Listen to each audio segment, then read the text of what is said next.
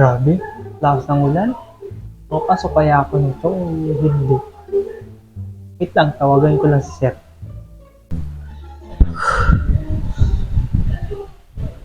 Okay, class. Our lesson for today is... Ano tawag nito? Hello? Hello, Sir! Noy. Bakit? Sir! May pasok po ba, Sir? Oo, Noy. May pasok. 15 minutes na lang. Hindi na ako tatanggap na papasukin dito na late. Sir! May pasok pa po ba, Sir? Ito nga sa amin, Sir. Tumba na yung puno dito. Tsaka ba dito sa labas. Tingnan mo, lakas-lakas ng ulan dito, Sir, oh. Tapos dami mong rason, Noy.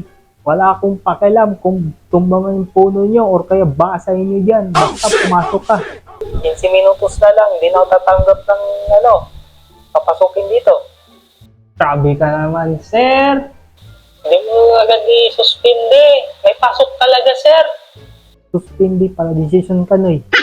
Bilisan mo, 15 minutos na lang. Hindi na ako tatanggap na papasukin dito. May quiz ngayon. Long quiz. 1 to 80. Yan, Sir. Tignan mo, Sir, oh. Ano ako makaano niyan? Magbabangka pa ako nito. Gagawa pa ako ng bangka para sa'yo. Gusto mo. Basta pumasok ka dito. 15 minutos, ha? 15 minutos late. Di ko natatanggapin. Bagsak ka na sa long quiz at uulit ka next year. Gets mo? Pumasok ka dito na, ya. 15 minutos na lang. O sige, Sir. Bagsak mo na ako, Sir. See you next year na lang, Sir. King, ina mo. Alam mo lang ang bagyo. Hindi mo suspindi yung klase. Pagpapaquiz ka pa. King, ina mo, Sir.